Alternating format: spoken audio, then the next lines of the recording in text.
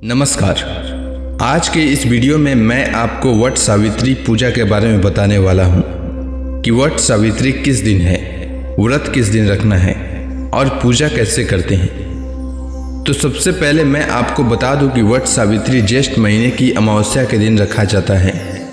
वैसे ज्येष्ठ महीने की पूर्णिमा के दिन भी रखते हैं, जिसे वट पूर्णिमा भी कहते हैं, पर मैं यहाँ ज्येष्ठ अमावस्या के दिन पड़ने वाली वट सावित्री पूजा के बारे में बताऊंगा। तो ज्येष्ठ महीने में पड़ने वाली व्रतों में वट अमावस्या व्रत को बहुत प्रभावी और उत्तम व्रतों में से एक माना जाता है। इस व्रत को करके सौभाग्यवती महिलाएं अपने पति की लंबी आयु और सभी प्रकार की सुख समृद्धि की कामना करती हैं। इस दिन महिलाएं व्रत रखकर वट वृक्ष के पास जाकर धूप दीप नैवेद्य आदि से उसकी पूजा करती हैं तथा रोली और अक्षत चढ़ाकर वट वृक्ष पर कलावा बांधती हैं। साथ ही हाथ जोड़कर वट वृक्ष की परिक्रमा करती हैं, जिससे उनके पति के जीवन में आने वाली अदृश्य बाधाएं दूर होती है तथा सुख समृद्धि के साथ साथ लंबी उम्र की प्राप्ति होती है।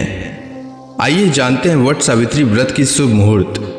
तो वट सावित्री व्रत जैसा कि मैंने बताया ज्येष्ठ अमावस्या के दिन रखा जाता है और ज्येष्ठ अमावस्या तिथि का प्रारंभ 29 मई 2022 को दोपहर 2:54 से होगा और ज्येष्ठ अमावस्या तिथि का समापन 30 मई 2022 को शाम 4:59 तक होगा। उदया तिथि मान्य होता है, इसलिए अमावस्या 30 मई को है और वट सावित्री व्रत भी 30 मई को ही रखा जाएगा। 30 मई को सूर्योदय का समय सुबह 5:24 रहेगा और सूर्यास्त का समय शाम 7:13 रहेगा।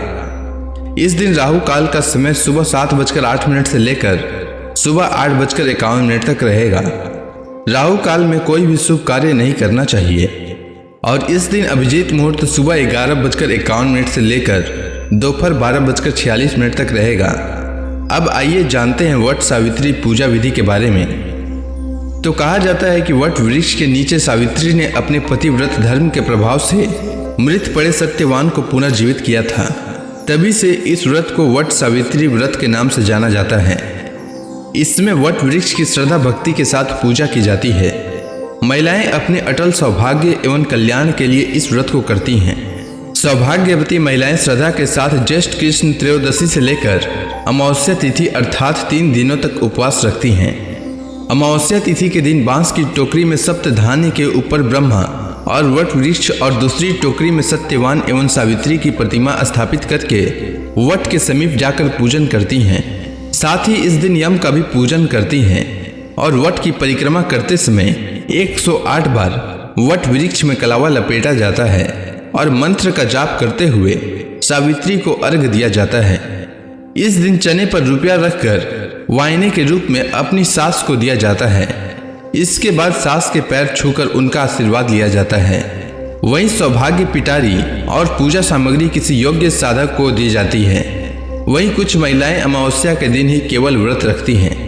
इस व्रत में सत्यवान और सावित्री की कथा का श्रवण किया जाता है। इस दिन सौभाग्यवती स्त्रियों का भी पूजन होता है। उम्मीद है आपको वट सावित्री व्रत से जुड़ी जानकारी अच्छी लगी होगी। धन्यवाद।